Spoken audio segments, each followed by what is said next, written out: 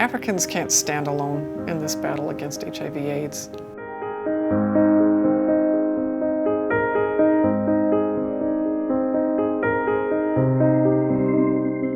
When I first went to Cameroon, I realized I was in for a life-changing experience. To me, Cameroon was an absolutely magical place. The people were unlike Americans in so many ways, in so many wonderful ways.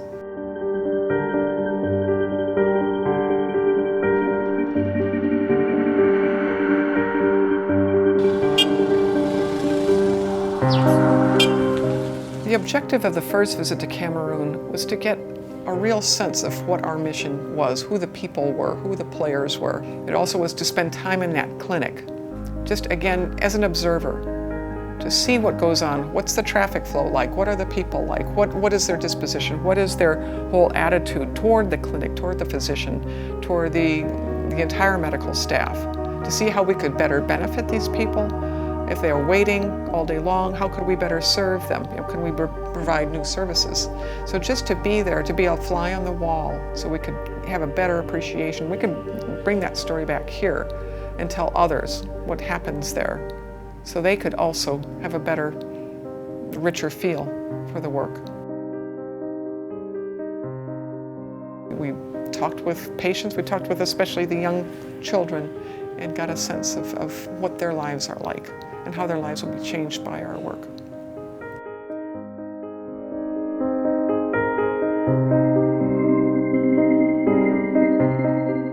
At the clinic, we got an opportunity to chat with Dr. Blau and understand his priorities, understand about his challenges, about his hopes, about his dreams for moving forward, about the equipment needs that he had. We also just had a chance to sit back and observe the people waiting to see him, to see other doctors there, and to get a sense for the scarcity. We have so much in this country. And what struck me was how people in Cameroon have to make do with so much less than we have here. We're so blessed. You get an appreciation that really the medical practices, from what I've been told, really date back to about the 1920s in the US. So when you come face to face with this disparity of all the richness and the opportunities and the privileges that we have here, and to see that how people are coping and trying to get along and still having to face the same kinds of medical situations that we have here, it brought about a lot of compassion and a lot of commitment. What can we do here that would not even require that much, that could make life-changing differences in the people there?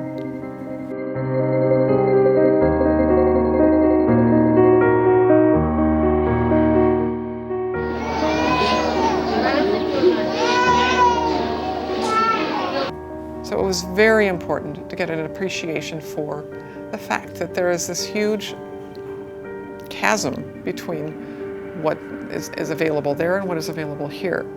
So we could come back and be creative in problem solving and talk to hospitals and talk to doctors and talk to people to see if we can get more services and simple medical products donated that can make such a huge difference.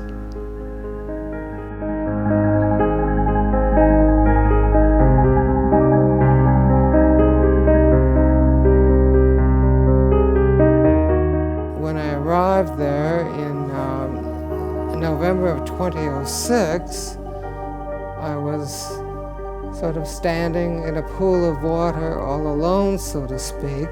Nothing was going on with HIV. It was apparent to me that I had to take some actions.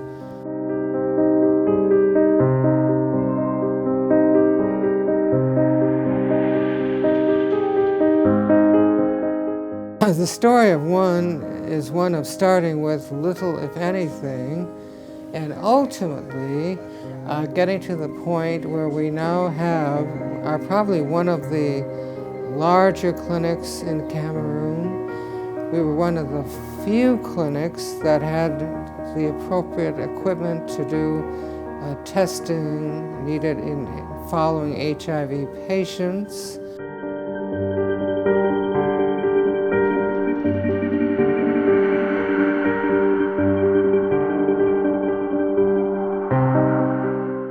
the problems is the fact that the males are frequently reluctant to be tested.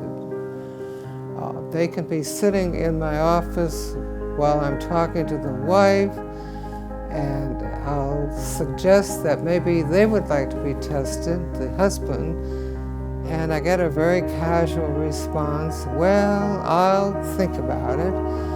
Well, of course, I don't have to elaborate on what that means. I don't want to be tested. Occasionally, we will get a man that says, yes, I agree to be tested. I will accompany that man up to the door of the laboratory. He's already paid for the test, and he backs off, you see. But there are certain psychosocial aspects which I perhaps should mention. That number one, in Cameroon, polygamy is legal. And I can tell you my shock. I knew better. It was sheer ignorance on my part in a way. But the first time a woman came in and I had announced that she was HIV positive, she responded, oh my, how will I ever tell my husband? Right now he's with one of his other wives. So we have to deal with some of the social aspects of that culture. One of the other problems that we encounter is the issue of traditional medicine, what we would call alternative or complementary medicine. This is an issue, and some of the traditional practitioners are not particularly happy with Western medicine. And this is really important because what it amounts to is frequently when we first see the patient, be it for any illness, the patient would be much sicker than I would anticipate because the patient has been under the care of one of these traditional practitioners who is usually using mainly herbals, what have you, plants. So that's another issue that we encounter, just the social aspects of that culture. One major difference, medicine tends to be much more empiric. They do not have the multitude of tests that we have in this country. The people do not have the money to often get the multitude of tests that are available.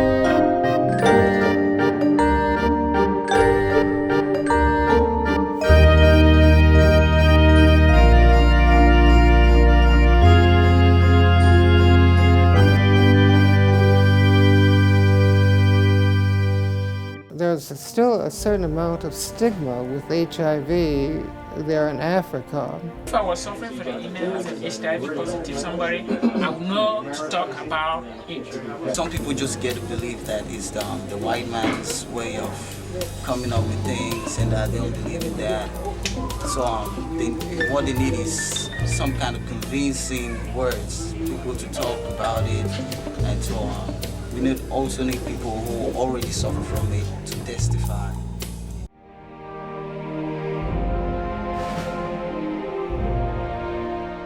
One has to be very careful in note-taking and recording of notes. One has to use code terms because they're quite afraid of what would happen if the knowledge of their HIV status gets too publicized. And again, even with regard to their marriages, the husband can be perhaps can be very accepting of the disease, or he may just beat the wife unmercifully and get rid of her. So there are many aspects that we have to deal with just having to do with the culture.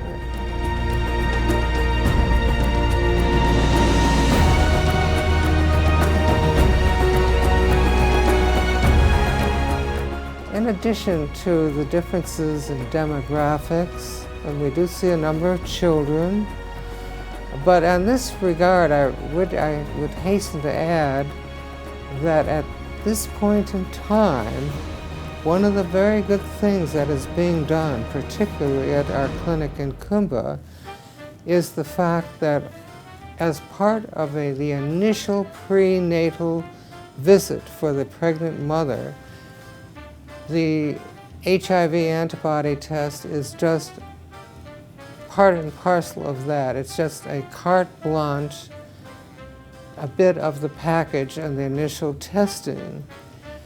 So this permits us to get the woman on treatment, particularly even if she doesn't immunologically look bad. We know that virologically she has HIV, and even if she looks good immunologically, there is a growing trend to get that patient on therapy.